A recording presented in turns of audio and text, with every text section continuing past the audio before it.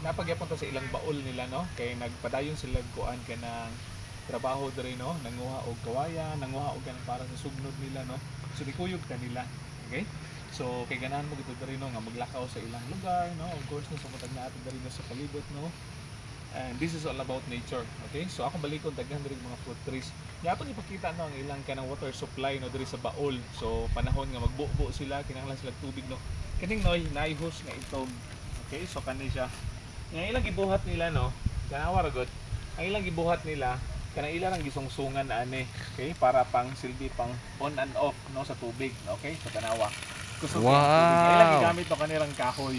Okay, wow. Okay, so inana ilang kuan diri pamaagi.